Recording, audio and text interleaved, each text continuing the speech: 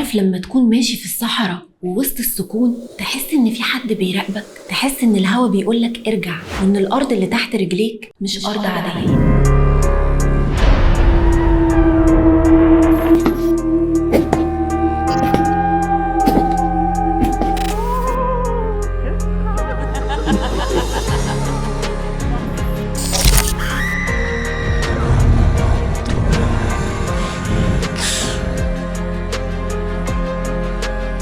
في مكان في شمال المكسيك اسمه حزام الصمت. الناس هناك بيقولوا عليه أرض ملعونة، وأي حد دخلها يا رجع وهو مش طبيعي يا إما مرجعش خالص. النهاردة هحكي لك عن واحدة من أغرب وأرعب الأماكن على وجه الأرض اللي العلم وقف عاجز قدامها والحيوانات نفسها رفضت تتواجد فيها. القصة بدأت سنة 1970 لما صاروخ أمريكي كان بيتجرب في السماء وفجأة فقدوا السيطرة عليه. الصاروخ خرج عن المسار واتجه ناحية المكسيك وسقط في قلب صحراء مابينو، في منطقة ما كانش فيها لا سكان ولا حياة ولا حتى نبات. المنطقة اللي وقع فيها الصاروخ هي نفسها اللي اتسمت بعد كده حزام الصمت. لما فرق الاستكشاف راحت تدور على بقايا الصاروخ كل المعدات الإلكترونية فشلت، مفيش بوصلة، مفيش GPS، مفيش إشارة، كأن التكنولوجيا كلها ماتت جوه المكان ده. من بعد سقوط الصاروخ كل شوية حد يدخل المنطقة ويرجع بحكاية أغرب من التانية. ناس قالت إنها شافت أضواء بتطير في السماء، وناس تانية بتحلف إنها شافت أشكال بشرية لكن مش بشر. الطيور المهاجرة بتدخل فوق حزام الصمت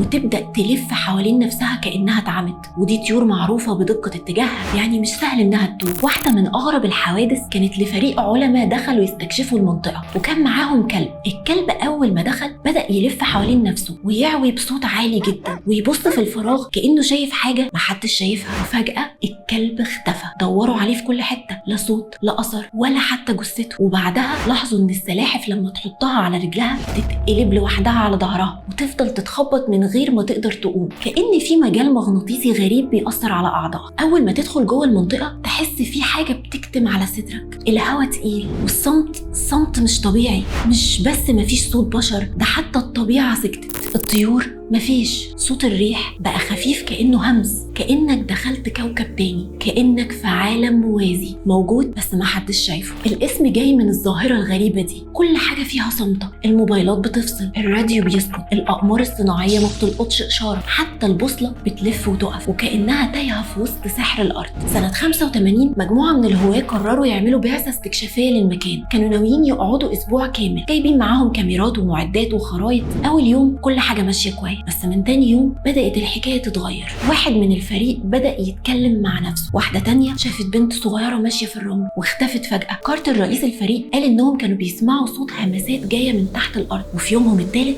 السما اتقلبت جحيم، أضواء بترقص فوقهم، ألوان غريبة، دخان بيخرج من الأرض، موجات حر بتخبط فيهم رغم إن الجو كان بارد جدا. كارتر قال كان عندي إحساس إن في كائن بيقول لنا امشوا من هنا، دي أرضي مش أرضكم. وفي النهاية الفريق كله قرر يهرب. ما كملوش أسبوع ورجعوا وهم مرعوبين، وكل واحد منهم شاف كوابيس بعدها بالشهور. الناس اللي عايشة حوالين المنطقة بتحكي عن حاجات أغرب من الخيال. في عيلة بتقول إنهم كانوا بيشوفوا كائنات طويلة ماشية بالليل من غير ما تسيب أثر في الرمل. وفي راعي غنم بيقسم إنه شاف جسم طاير بيشبه الطبق الطاير فوق، وكان بيطلع صوت صفارة يشبه صوت صفارة الموتى. وفي واحدة ست كبيرة كل ما كانت تقرب من المنطقة كانت تحس بدوخة وبعدها تحلم بنفس الكابوس. ناس واقفين وسط الضباب بينادوا عليها وبيقولوا لها ارجعي. هل المكان مسكون ولا في تفسير علمي؟ العلماء لحد النهارده مش قادرين يفسروا الظواهر اللي بتحصل هناك. في اللي قال ان المكان فيه مجال مغناطيسي غير طبيعي، وفي اللي قال ان دي منطقة نيازك بتقع فيها من آلاف السنين، والنيازك دي يمكن فيها معادن بتأثر على الموجات الكهرومغناطيسية. بس التفسير العلمي مش قادر يشرح كل حاجة، مش قادر يفسر ليه الناس بتشوف كائنات، ولا ليه الأصوات بتظهر وبتختفي، ولا ليه حتى الحيوانات مش قادرة تستحمل وجودها هناك. في ناس قالت ان المكان ده بوابة لعالم تاني، وانه مش من صنع الطبيعة، ده معمول له حاجة، معمول له سحر، معمول له لعنة. حزام الصمت مش مجرد منطقة في خريطة، دي أرض ماشية بقوانينها مش قوانين البشر، بس اللي دخلها عمره ما رجع زي ما دخل. ساعات الصمت بيكون أفظع من الصوت، وساعات الأرض نفسها ممكن تكون بتتكلم بس مش بلغتنا. لو عجبك الموضوع وعايز تعرف أكتر عن أماكن مرعبة في العالم استناني الحلقة الجاية واكتب لي في الكومنتات هل تجرؤ تدخل حزام الصمت ولا تفضل تسمع عنها من بعيد.